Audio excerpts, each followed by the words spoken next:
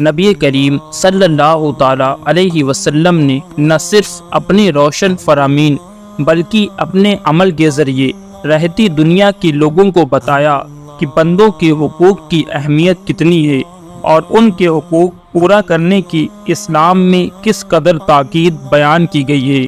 تاکہ امتی بھی ادائے مصطفیٰ کو ادا کرنے کی نیت سے ایک دوسرے کے حقوق کو سمجھے، ان کو ادا کرے یا پھر معاف کروانے کی ہر ممکن کوشش کریں۔ آئیے اس بارے میں نبی اکرم صلی اللہ علیہ وسلم کی پاکیزہ سیرت کا ایک رقت بھرا واقعہ سنتے ہیں۔ رسول پاک صلی اللہ علیہ وسلم نے وفات ظاہری سے پہلے اجتماع عام میں اعلان فرمایا، اگر میرے ذمے کسی کا قرض آتا ہو، اگر میں نے کسی کی جان و مال اور عزت کو صدمہ پہنچایا ہو، تو میری جان، میرا مال اور میری آبرو حاضر ہے، وہ اس دنیا میں ہی مجھ سے بدلہ لے لے۔ تم میں سے کوئی یہ اندیشہ نہ کرے کہ اگر کسی نے مجھ سے بدلہ لیا تو میں ناراض ہو جاؤں گا، یہ میری شان نہیں۔ مجھے یہ بات بہت پسند ہے کہ اگر کسی کا حق میرے ذمے ہے تو وہ مجھ سے وصول کر لے یا مجھے معاف کر دے۔ پھر فرمایا، اے لوگوں، جس شخص پر کوئی حق ہو اسے چاہیے کہ وہ ادا کرے اور یہ خیال نہ کرے کہ رسوائی ہوگی، بے عزتی ہوگی، اس لیے کہ دنیا کی ذلت آخرت کی ذلت سے بہت آسان ہے۔ پیارے پیارے اسلامی بھائیوں، آپ نے سنا کہ سرکار مدینہ صلی اللہ علیہ وسلم نے بندوں کے حقوق کی کتنی اہمیت بیان فرمائی۔ یہ اس عظیم ہستی کا حال ہے جس نے اپنی 63 سالہ مبارک زندگی میں کبھی بھی کسی مخلوق کا ذرہ برابر بھی حق ضائع نہیں کیا، جس ہستی نے اپنے تو اپنے غیروں کے حقوق ادا کرنے میں بھی مثالی کردار پیش کیا، جس ہستی نے زبردستی اپنا حق طلب کرنے والوں کے بھی حقوق ادا فرمائے، بلکہ ان کی چاہت سے بڑھ کر انہیں نوازا، جن کی ذات سے یہ تصور بھی نہیں کیا جا سکتا کہ انہوں نے کبھی کسی کا حق دبایا ہو یا حق دینے میں ٹال مٹول سے کام لیا ہو، جس ہستی نے وقت سے پہلے ہی اپنے حق کی ادائیگی کا مطالبہ کرنے والوں سے ناراض ہونے کے بجائے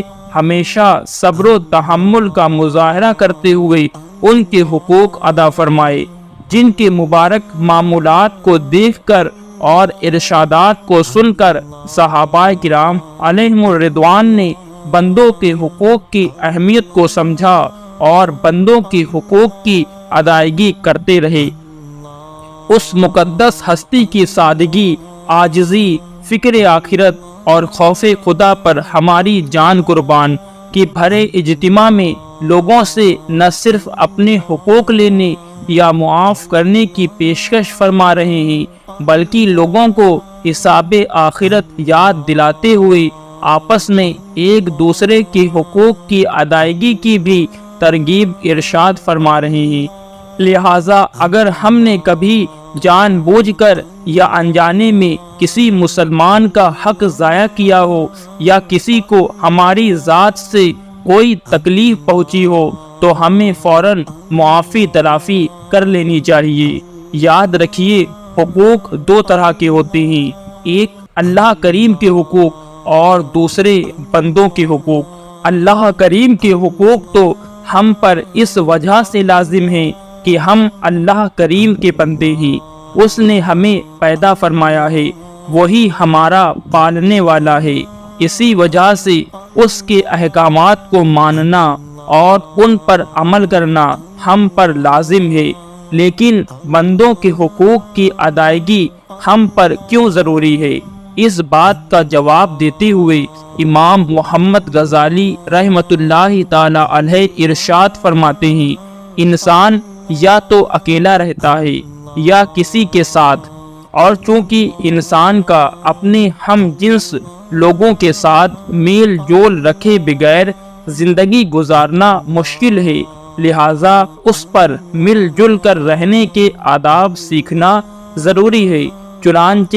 ہر میل جول رکھنے والے شخص کے لیے مل جل کر رہنے کے کچھ حقوق ہیں۔ معلوم ہوا بندوں کے حقوق کے لازم ہونے کا بنیادی سبب تمام انسانوں کا مل جل کر ایک ساتھ رہنا ہے۔ پیارے اسلامی بھائیوں،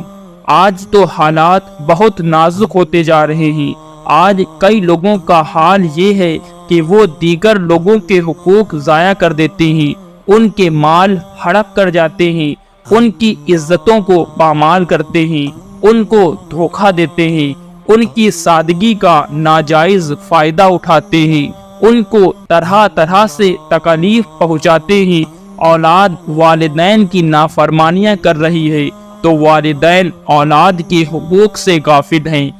سیٹھ نوکروں کی تنخواہوں میں ڈنڈیاں مار رہا ہے تو نوکر اپنے مالک کے کام میں دھوکے سے کام لے رہے ہیں۔ استاد شاگردوں کو پڑھانے میں سستی کر رہے ہیں تو طلبہ اپنے اساتذہ کے احترام سے دور ہیں۔ الغرض ہر جگہ کسی نہ کسی کے حقوق پامال کیے جا رہے ہیں۔ یاد رکھیے، دنیا میں کسی پر ذرہ برابر ظلم کرنے والا بھی جب تک مظلوم کو راضی نہیں کر لے گا، قیامت کے دن اسے چھٹکارا نہیں ملے گا۔ ہاں، اللہ کریم اگر چاہے گا تو اپنے فضل و کرم سے قیامت کے روز ظالم و مظلوم میں صلح کروا دے گا، ورنہ اس مظلوم کو ظالم کی نیکیاں دے دی جائیں گی۔ اگر اس سے بھی مظلوم یا مظلوموں کے حقوق ادا نہ ہوئے تو مظلوموں کے گناہ ظالم کے سر پر ڈال دیے جائیں گے،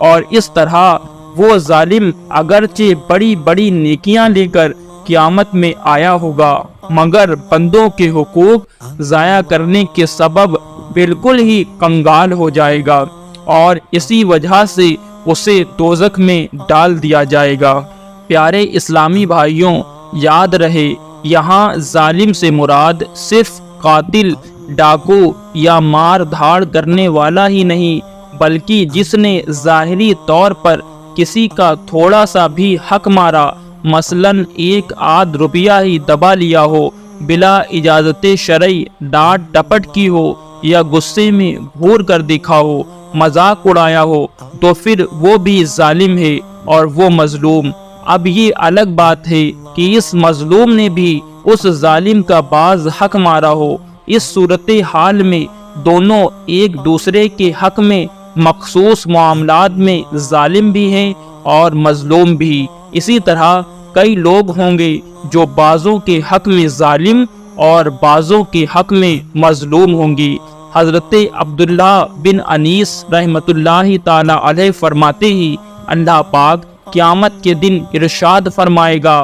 کوئی دوزخی دوزخ میں اور کوئی جنتی جنت میں داخل نہ ہو جب تک وہ بندوں کے حقوق کا بدلہ نہ ادا کریں، یعنی جس کسی کا حق جس کسی نے دبایا ہو اس کا فیصلہ ہونے تک دوزخ یا جنت میں داخل نہ ہوگا۔